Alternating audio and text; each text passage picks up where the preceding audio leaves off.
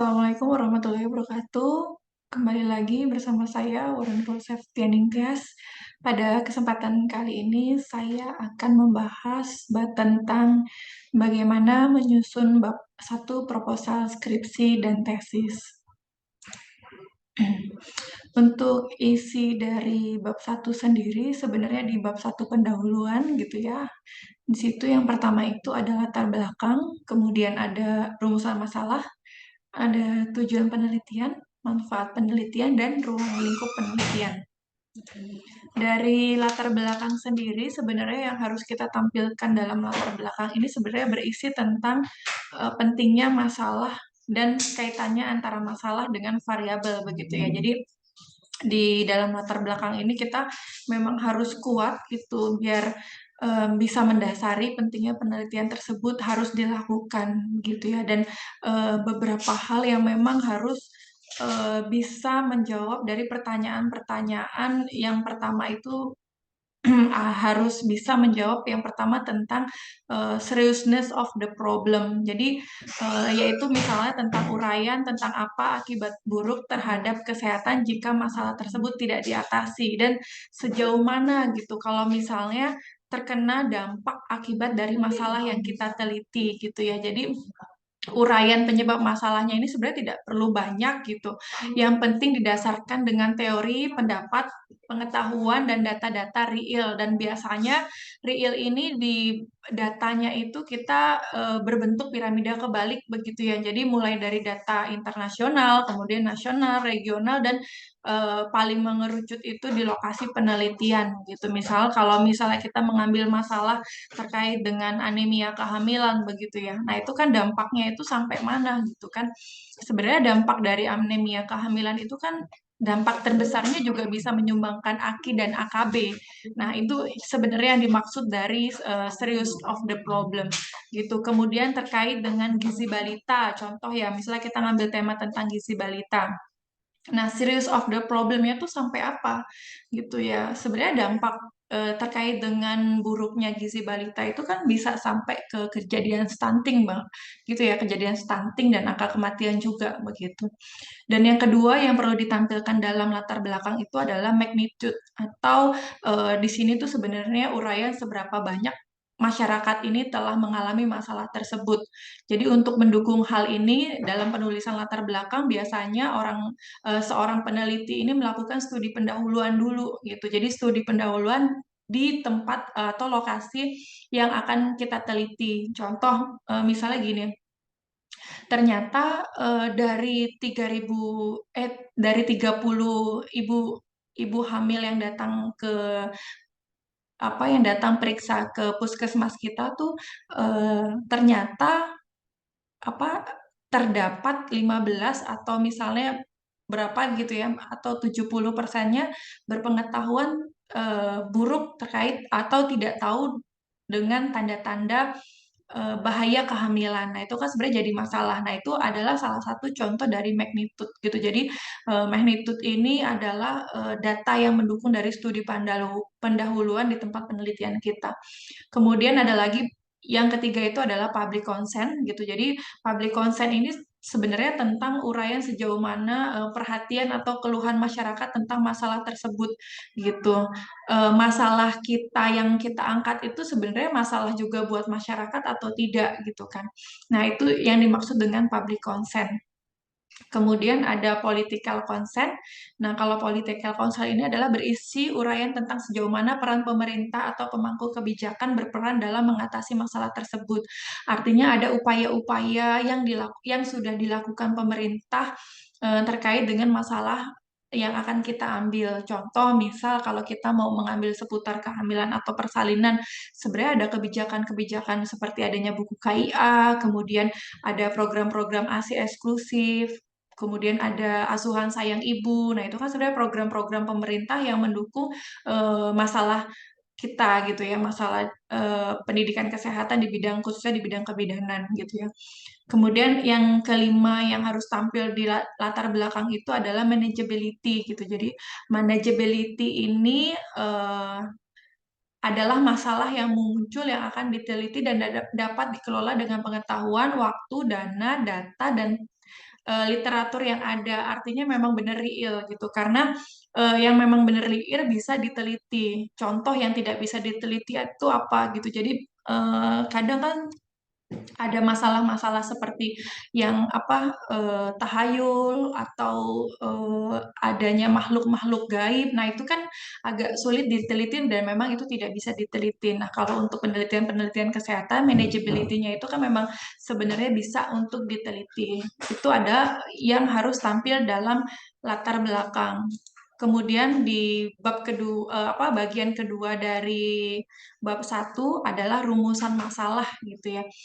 Nah, sebenarnya rumusan masalah ini kan harus wajib ya dalam setiap penelitian gitu. Jadi termasuk dalam penulisan skripsi gitu. Jadi kenapa alasan rumusan masalah ini wajib ada gitu yaitu untuk memudahkan peneliti menyelesaikan penelitiannya. Gitu. Jadi dari latar belakang itu biasanya bab selanjutnya, subbab berikutnya itu adalah rumusan masalah. Dan ternyata dari rumusan masalah ini kalau kita mau lihat referensi, ini referensinya juga banyak. Pendapat ahlinya banyak gitu. Salah satunya sebenarnya dari Albert Einstein ya gitu yang menurut beliau tuh memang rumusan masalah itu yang perlu dijawab gitu ya, ada pertanyaan gitu. Tapi berdasarkan referensi yang lain, ada juga yang menyebutkan rumusan masalah itu sebenarnya adalah pernyataan gitu. Jadi saya menyimpulkan dari banyak referensi, menurut saya rumusan masalah itu ada dua hal gitu. Jadi ada pernyataan dan ada pertanyaan. Nah, ini saya berikan contohnya untuk contoh rumusan masalah. Jadi contohnya gini, cakupan kunjungan ulang K4 terjadi penurunan secara signifikan dari sebelum masa pandemi dan selama pandemi. Ini adalah sebuah pernyataan gitu ya, yang didukung dengan data. Datanya, kunjungan K4 ini sebelum masa pandemi rata-rata 115 ibu hamil. Sedangkan selama masa pandemi, ini rata-ratanya hanya 50 ibu hamil. Dan sebanyak 10% masih terdapat kunjungan ibu hamil yang kurang dari 4 kali selama kehamilan. Nah, ini adalah pernyataan yang didukung dengan data. Kemudian ada pertanyaannya. Nah, berdasarkan data dan latar belakang di atas, maka rumusan masalah dalam penelitian adalah bagaimana analisis kualitas pelayanan ANC di masa pandemi COVID di wilayah kerja Puskesmas X pada tahun 2020. Ini adalah salah satu contoh dari rumusan masalah. Kemudian di subbab yang ketiga itu adalah tujuan penelitian.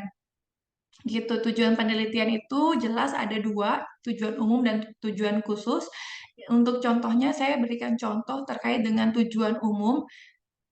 Ini contohnya seperti ini. Jadi, untuk mengetahui analisis kejadian stunting pada balita di Puskesmas Jatirayu pada tahun 2022. Ini adalah tujuan dari umum, tujuan umum. Sedangkan untuk tujuan khususnya ini dijabarkan lagi gitu ya. Yang pertama, diketahuinya hubungan pengetahuan ibu dengan kejadian stunting gitu ya. Kemudian diketahuinya hubungan pendapatan keluarga dengan kejadian stunting.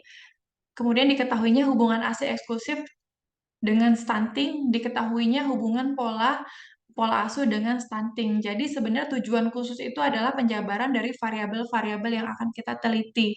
Gitu. Kita mau teliti meneliti ini kan contohnya tadi kan kejadian stunting ya untuk masalah dependennya. Jadi masalah stunting ini apa yang mempengaruhinya? Nah, ini kalau di contoh ini adalah yang mempengaruhinya adalah pengetahuan, pendapatan keluarga, ASI eksklusif, dan hubungan.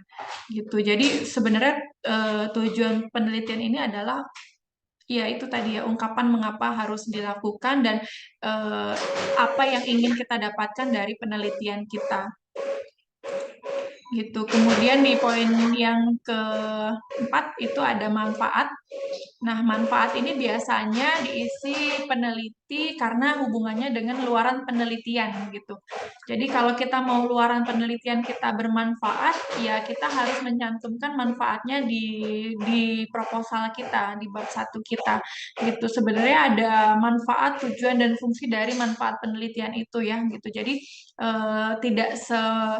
tidak semena-mena penelitian itu memang harus ada, memang harus ada, tapi memang harus benar-benar dipikirkan apa yang ingin didapatkan peneliti terkait dengan penelitian skripsinya gitu. Dan di manfaat ini juga harus ada banyak jenisnya ya. Jadi jenisnya itu memang harus teoritis, ada akademis dan praktis. Kalau teoritis ini biasanya di proposal itu contohnya misal menambah wawasan dalam sains berdasarkan teori yang ada gitu. Kemudian akademisnya sebagai referensi penelitian lain dan praktisnya ini sebenarnya manfaat penelitian kita mau buat siapa. Misalnya kalau tadi stunting praktisnya berarti stakeholder pengambil kebijakan itu bisa ditujukan kepada puskesmas atau kepala puskesmas gitu. Jadi harapannya memang contoh di penelitian skripsi kita yang berjudul stunting karena dilihat memang ada hubungan misal tadi pengetahuan dengan kejadian stunting berarti kan harus ada upaya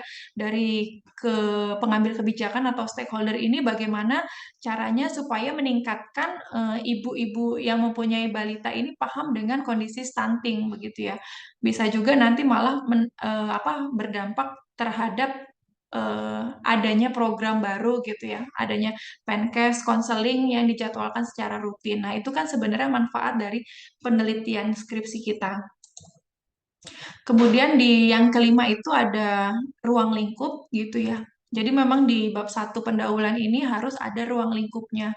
Jadi kalau ruang lingkup itu adalah sebuah metode pembatasan masalah dalam ilmu yang akan kita kaji gitu. Jadi biar tidak menyebar kemana-mana gitu kita punya batasan karena kalau tidak dibatasi biasanya ilmu itu panjang gitu ya kalau kita melihat di kerangka pemikiran atau kerangka teori itu kan sebenarnya cabangnya banyak gitu ya. Nah, di fungsinya ruang lingkup ini kita untuk membatasi sampai di mana lingkup skripsi kita atau batasan penelitian skripsi kita. Nah, itu juga memang harus ada batasan masalah. Kemudian yang perlu diperhatikan juga di ruang lingkup ini adalah sesuaikan dengan keberadaan data gitu. Jadi data yang akan kita ambil itu apa? Nah, di situ kita harus cantumkan gitu ya.